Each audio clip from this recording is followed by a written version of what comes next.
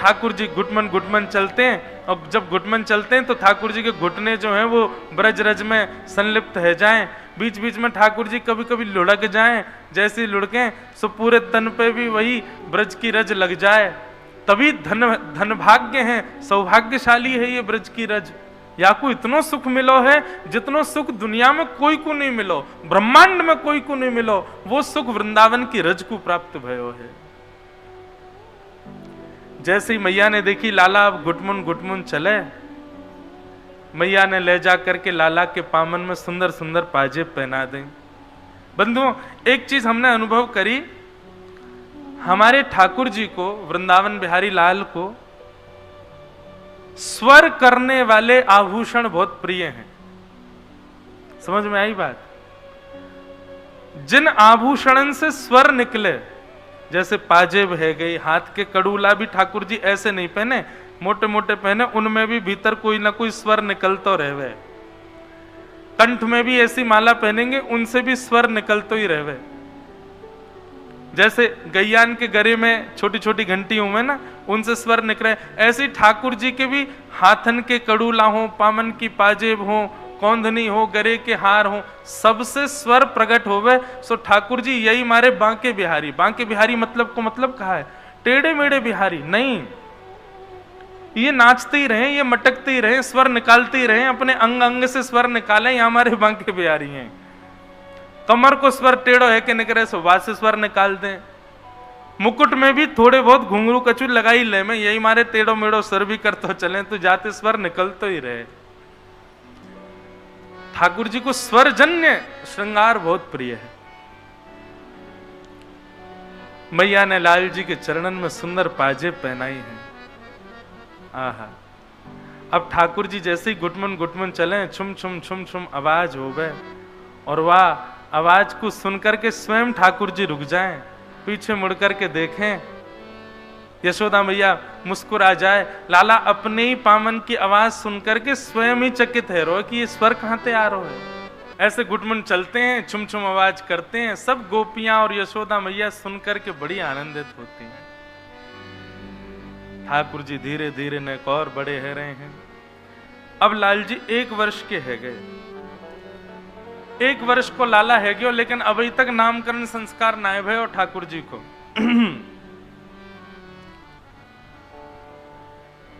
यहां तो नामकरण संस्कार को भाव है, ब्रजमंडल में तो ऐसो कहमे कि भैया 1 वर्ष तक इतने उत्सव भये, इतने उत्सव भये कि यशोदा मैया लाला की छठी पूजनों भी भूल गई। या हमारे आज भी नाथद द्वार में, श्रीनाथ जी में ठाकुर जी की छठी जन्माष्टमी से 1 दिन पहले पूजी जाए, सप्तमी के दिन, भादों की सप्तमी में ठाकुर जी की छठी पूजे। काय को?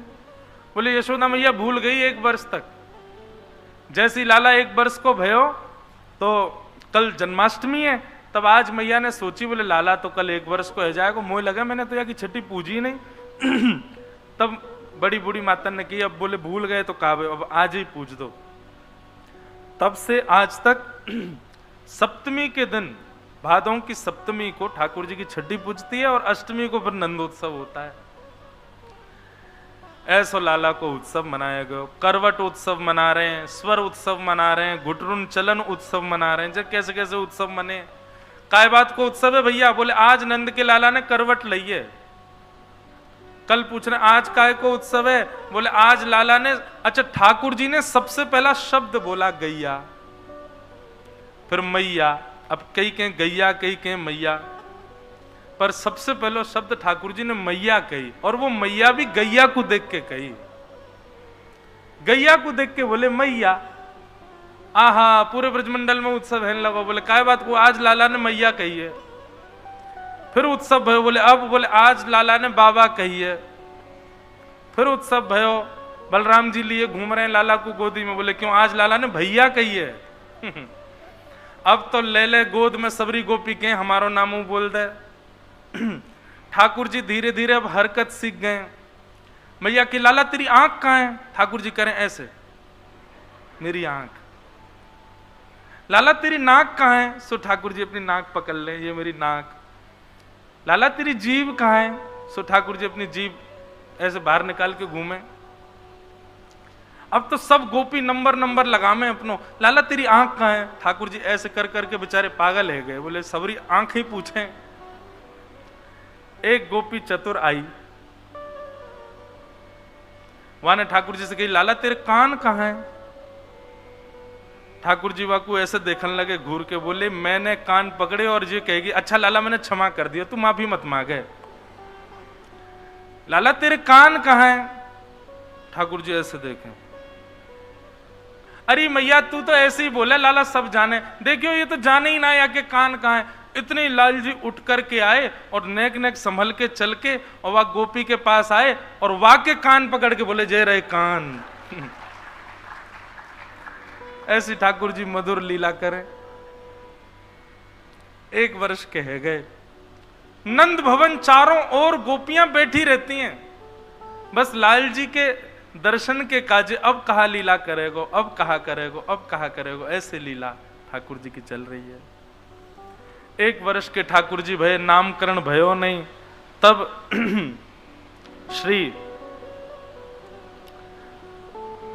गर्गाचार्य जी महाराज का आगमन ब्रजमंडल में हुआ। गर्गाचार्य जी महाराज से नंद बाबा ने निवेदन किया, बोले वैसे तो हमारे कुल पुरोहित सांडिल्य मुनि हैं, पर हम आपसे प्रार्थना करें आप लाला को नामकरण कर दो। गर्गाचार्य जी बोले देखो हम हैं वसुदेव और देवकी के कुल पुरोहित, कहीं हमने आपके लाला को नामकरण कर दिया और कंस को पता चली कि गर्गाचार्य जी ने नामकरण किया है तो उसको संशय हो जाएगा कि कहीं देवकी का जो बालक उसका शत्रु है वो कहीं यही तो नहीं है, गर्गाचार्य जी क्यों नामकरण कर रहे हैं। और बाबा आपको स्वभाव है, मैंने अभी आके सुनी वृंदावन में करवट उत्सव है, बोलवे को उत्सव, घुटरुन चले तो उत्सव, इतने उत्सव कौन करे। अरे बालकन को इतना ज्यादा प्रदर्शन नहीं करना चाहिए, नजर लग जाए बालकन को गोपनीय रखना चाहिए, ज्यादा उनको प्रस्तुत नहीं करना चाहिए। नंद बाबा बोले क्षमा कर दो, अब हम क्या करें, एक ही लाला है हमारो तो, और सब ब्रजवासी को अपनों ही लगे हमारे सब उत्सव करें। गर्गाचार्य जी बोले अब थोड़े गंभीर है जाओ, नेक उत्सव कम करो, ये नामकरण उत्सव इसका ज्यादा प्रचार मत करना। तो ठीक है।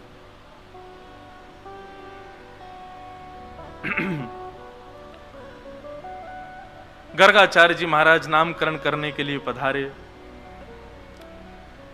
देव यशोदा मैया अपनी गोद में बलराम जी को लेकर के बैठी हैं और रोहिणी मैया अपनी गोद में श्री कृष्ण को लेकर के बैठी हैं, गर्गाचार्य जी की परीक्षा करने के लिए कि इनको कुछ पता है कि नहीं। देखें श्री गर्गाचार्य जी ने जैसे ही सबसे पहले बड़ी मैया यशोदा जी की गोद में बैठे हुए बालक को देखा, देखते ही बोले अयम ही रोहिणी पुत्रो रमयन् सुहृदो गुणैः आख्यास्यते राम इति बलाधिक्यात् बलं विदु। भैया क्षमा करियो पर ये आपकी गोद में जो लाला ये आपका नहीं है, ये रोहिणी का बेटा है। इस बालक का नाम मैं राम रखता हूं, पर क्योंकि ये अपने कुल का संवर्धन करेगा इसलिए लोग इसको राम कहकर के पुकारेंगे, पर बल की अधिकता होने के कारण इसका नाम बलराम होगा। और भी कई नाम संकर्षण आदि, बलभद्र आदि इसके होंगे, पर मूल नाम इनका राम होगा। यशोदा मैया की गोद में बैठे हुए ठाकुर जी को जैसे ही गर्गाचार्य जी ने देखा, वर्णन आता है श्री गर्गाचार्य जी की समाधि लग गई। क्यों? श्री गर्गाचार्य जी देखते ही जान गए कि ये तो साक्षात परब्रह्म है और ये वही परब्रह्म है जिनका मैं नित्य ध्यान करता हूं। शंख चक्र गदा पद्मधारी श्रीमन नारायण यज्ञ भोक्ता त्रिलोकी नाथ। जैसे ये विचार करके गर्गाचार्य जी के नेत्रों में अश्रु आ गए, बस हाथ कंपायमान होने लगे, प्रणाम करना चाहते थे, कहना चाहते थे मैया तुम्हारी गोद में जो ये बालक है ये कोई बालक नहीं है, तो साक्षात परमात्मा है। पर तुरंत ही ठाकुर जी ने अपने दृष्टि से गर्गाचार्य जी को देखा, उनको स्तब्ध कर दिया। थोड़ी देर की उनकी समाधि लगी, मानो ठाकुर जी उनके चित्त में जाकर के गर्गाचार्य जी को समझा रहे हैं, हे गर्गाचार्य जी मैं प्रेम पावे के काजे या ब्रजमंडल में आयो हूं। यशोदा मैया सब गोपी ब्रजवासी ये मुझसे यामारे प्रेम करें, क्योंकि ये मुंह को अपनो लाला माने। कहीं इनको मेरी प्रभुता के बारे में पता चल गई कि मैं प्रभु हूं, मैं ईश्वर हूं, तो ये सब सहज प्रेम नहीं करेंगे, मुंह को ईश्वर मानकर के भजनों शुरू कर देंगे। मेरी आपसे प्रार्थना है, मैं इनके प्रेम को लेवे के काजे आया हूं। आप कृपा कर मैया को बताइयो मत कि मैं परमात्मा। बंधु, प्रेम में अपने ईश्वरत्व को, अपने प्रभुत्व को छुपाया जाता है। जिस प्रेम में केवल और केवल अपनी योग्यताएं ही प्रकट की जाती हूं, वो प्रेम नहीं हो सकता, वो स्वार्थ है। कोई व्यक्ति अपनी योग्यता इसलिए दिखा रहा है ताकि उसकी योग्यता पर तुम रीझ हो, पर प्रेम में योग्यता और प्रभुता का दर्शन नहीं कराया जाता। प्रेम में तो अपने प्रभुत्व को और ज्यादा छुपाया जाता है। ब्रजवासियों से जो प्रेम है ना ठाकुर जी का, ऐसा प्रेम किसी से नहीं है। क्यों? क्योंकि यहां ठाकुर जी को किसी ने प्रभु माना ही नहीं। आज भी बरसाने चले जाओ, ब्रजवासी तो पूछो ऊपर कौन विराज रही है, बोले हमारी लाडली जू विराज रही है। कोई ये नहीं कहेगा राधा रानी विराज रही है। बाहर के लोग बोलते हैं राधा रानी, और सही पूछो ब्रजवासी राधा रानी बोलते ही नहीं है। ब्रजवासी श्यामा जू बोलेंगे, ब्रजवासी लाडली बोलेंगे। कभी कोई ब्रजवासी बोले कोई नहीं, कोई हम बार कोई पागल सो बोल दे राधा रमन, राधा वल्लभ बिहारी जी, नहीं तो मूल ब्रजवासी तो यही कहेगो अपने लाला को दर्शन करवे जा रहे हैं, अपने लाला की सुध लेवे जा रहे हैं, अपने लालन जी को निहारवे जा रहे हैं।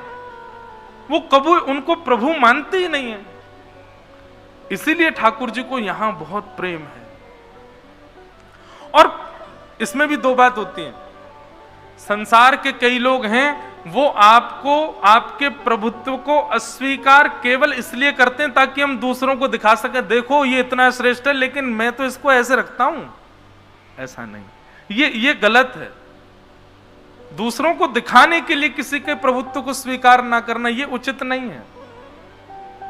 वास्तविकता में जब प्रेम होता है तब प्रभुत्व स्वीकार नहीं होता। दिखावे के लिए किसी के प्रभुत्व को अस्वीकार करना, यह संसार का नियम है।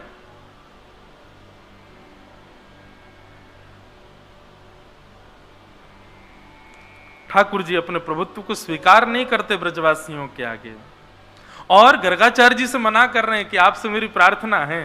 पर ब्रह्म हाथ जोड़ के कह रहे हैं कि मैया को मत बताइयो मैं लाला हूं, नहीं तो अभी तो मोको माखन खवावे, अपनी गोद में सुलावे, अपने संग में लेके जावे, और या को पतो चल गई मैं भगवान हूं तो मैं पुजारी को दियावेगी गोकुल में, और मां जाके यूं कहेगी भगवान ने भैया जाए मंदिर में रखो, दिन रात या की आरती पूजा करो, सेवा करो। मैं तो प्रेम पावे आया हूं, मैया को मत बताइए। इसलिए श्री गर्गाचार्य जी महाराज समाधिस्थ हो गए, और समाधि जब टूटी तो प्रणाम करते हुए बोले मैया आपकी गोद में जो ये बालक बैठा है ना, ये नारायण समो गुणी है, ये नारायण के समान गुण वाला है। अगर कभी ये कोई ईश्वरत्व कार्य करे तो आप संशय मत करना। बोले या को नाम तो धरो, या को नाम कहा है? गर्गाचार्य जी बोले बहुनि संति नामानि रूपाणी च गुणस्यते। मैया आपके अलाला के बहुत सारे नाम होंगे। यशोदा मैया बोली बाबा तेरे पाम पूजूं, बहुत सारे नाम मत धरे। एक मुंह को कोई नाम बताए दे जाके मैं अपने लाला बुलाए करूं, या कि बहुत सारे नाम होंगे। गर्गाचार्य जी तो बता रहे इस पे तो इसके नामों की तो सहस्त्रावली होगी मैया, गोपाल सहस्रनाम, विष्णु सहस्रनाम। बोले तेरे पाम पूजू बाबा, मुंह को एक नाम बता, मेरे लाला को कहा नाम।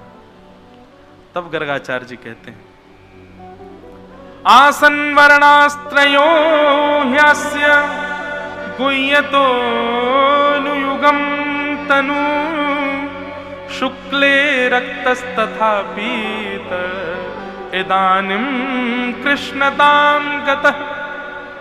मैया आपका ये लाला पहले भी जन्म ले चुका है, और इसके पूर्व के अवतारों में अलग अलग वर्ण था, कभी श्वेत वर्ण था, कभी रक्त वर्ण था, कभी पीत वर्ण था।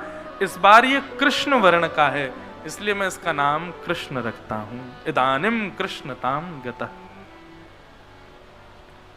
मैंने बताया ना, कर्षतीति कृष्ण, जो सबका आकर्षण करता हो वो कृष्ण है।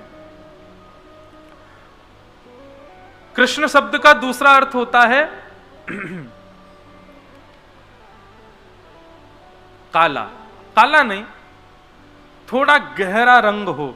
अच्छा, गहरे रंग की खासियत होती है दूर से देखो तो काला ही दिखेगा, लेकिन समीप जाओ तो जैसे जैसे समीप जाओ, अब गहरा हरा रंग हो दूर से देखो तो काला दिखेगा, गहरा नीला रंग हो दूर से देखो काला दिखेगा। अगर आपको बिहारी जी काले दिख रहे हैं, राधा रमन जी काले दिखते हैं, राधा वल्लभ जी काले दिखते हैं, तो या को मतलब है दृष्टि अभी दूर है, भक्ति में अभी आपके में दूरी है। यही मारे आपको ठाकुर जी काले दिख रहे हैं, वो काले नहीं है। तो बोले उनको वर्ण कौन सा है? बोले कृष्ण वर्ण है। बोले वो कैसा है? बोले वो तो तभी दिखेगा जब दृष्टि कार्य ते नेक और भक्ति बढ़ेगी, तब कार्य ते ठाकुर जी कछु अलग दिखेंगे, तब पता चलेगी वास्तविक रंग कौन सा है इनको। ये भी एक सूत्र है कि जब तक श्याम सुंदर काले दिख रहे हैं तब तक समझो कि अभी भक्ति सूक्ष्म ही है।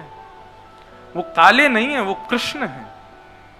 और कृष्ण वर्ण ना ही सांवला होता है, ना ही काला होता है, ना ही नीला होता है, ये कुछ अलग ही होता है, कुछ विलग ही होता है। कैसा वर्ण है जिसको देखते ही आकर्षण हो जाता है। किसी गहरे कॉम्प्लेक्शन वाले व्यक्ति से कभी आकर्षण होता है क्या? नहीं होता। हम मानवों का तो कभी नहीं होता। श्री कृष्ण से कैसे हो सकता है? क्योंकि उनका वर्ण काला नहीं है, कृष्ण वर्ण है। और वो कृष्ण वर्ण कैसा है, उसी के लिए तो प्रयास कर रहे हैं कि वो दिखे, वो है कैसा। भगवान का नाम कृष्ण रखा गया। अब तो जैसे ही ठाकुर जी को नामकरण है गयो, लाल जी ने और बड़े हेन लगे। अब तो जैसे जैसे नेक भय, ठाकुर जी चलनो भी सीख रहे हैं, दहली पार करनो भी सीख रहे हैं। बड़ी लीलाएं ठाकुर जी की, इतनी सारी लीलाएं हैं, कभी मन करे कितनों विस्तार से कहें ठाकुर जी की वृंदावन ब्रज लीला को। लेकिन श्री सुखदेव जी महाराज अब वर्णन करते हैं कि ठाकुर जी 3.5 वर्ष के हो गए, और जैसे ही लाल जी 3.5 वर्ष के भये हैं, ठाकुर जी इतनो उधम मचामे जाकी कोई सीमा नहीं। श्रृंग्यग्निडंश्च जलद्विज कंटकेभ्य। बंधुओं, भगवान की जितनी भी लीलाएं हैं ना, उनमें ये माखन चोरी लीला जो है, ये बड़ी मधुर लीला है। ठाकुर जी माखन चोरी क्यों करते हैं, ये मैं पहले लीला सुनाऊंगा, फिर उसके बाद उसका मूल भाव बताएंगे।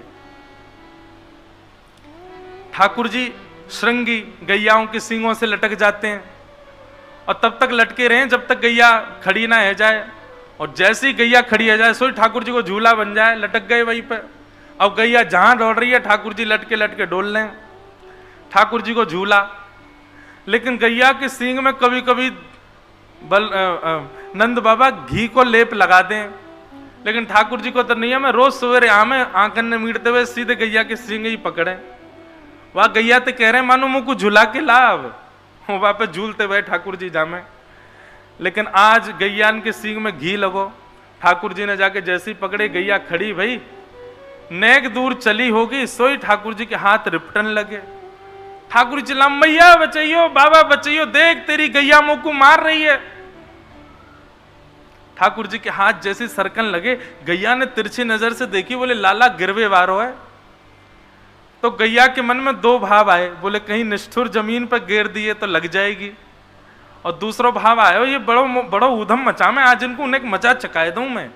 सो गोबर के ढेर में जाके गैया खड़ी है गई। ठाकुर जी बोले अरे अरे यहाँ पे खड़ी है गई, मैं गोबर में धस जाऊंगा। ठाकुर जी गैया से बात कर रहे हैं, गैया भी जोर जोर से अपने सिर हिला रही है, जल्दी गिरो, मेरे गोबर में नहा ले। आज रोज सवेरे मैया जल में स्नान कराए, आज मेरे गोबर में नहाओ। और जैसी गैया ने सींग हिलाए, सोई ठाकुर जी को हाथ रिपट गया, और गले गले तक गोबर में जाके ठाकुर जी गिर गए। अब तो गैया उछल उछल के आनंद कर रही है। ऐसे गैया आनंद करें ठाकुर जी के संग। कभी गैया श्रृंगार करे ठाकुर जी को, बड़े गौ माता के संग भी लाल जी की ऐसी ऐसी लीलाएं हैं। यशोदा मैया आवे, लाला कहाँ है? अब गले गले गोबर में धसे भाई ठाकुर जी कह रहे हैं मैया मैं यहां हूं, मुझको जल्दी निकार।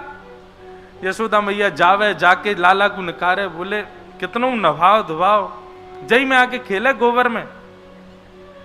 मुझको तो लगे लाला तू पूर्व जन्म को सूकर दिखे। हाँ मैया मैं सूकर हूं, पूर्व जन्म वो बरा भगवान भयो ना, जाने पृथ्वी की रक्षा करी कई। मैया बोली हम बे, बोले वो मैं ही तो हतो, मैं ही बरा बन के आयो। मैया बोली कहां ते जन बात बनानो सीख गो है, ज्यो ज्यो बड़ो है तो जा रो है, बंदरन की तरह उछले यहां ते मां और बात और बनावे इतनी। मैया ले जाके स्नान करावे, फिर से श्रृंगार करे ठाकुर जी को। आहा श्रृंगी अग्नि, अग्नि से खेलते हैं, जलती भई लकड़ी लेकर के बलराम जी के पीछे भागेंगे, फिर नेक देर बाद बलराम जी ठाकुर जी के पीछे भागेंगे, यशोदा मैया इन्हें बचाती डोले। श्रृंगी अग्नि द्यमष्टि, ठाकुर ये इतनी बढ़िया लीला लगती है मुझे। ठाकुर जी सवेरे उठ के रोने लगे। मैया बोली लाला काय बात को रो रहा है? बोले मैया मेरे संग बहुत बड़ा अत्याचार है गए हो। मैया बोली कहां अत्याचार है गए हो तेरे संग?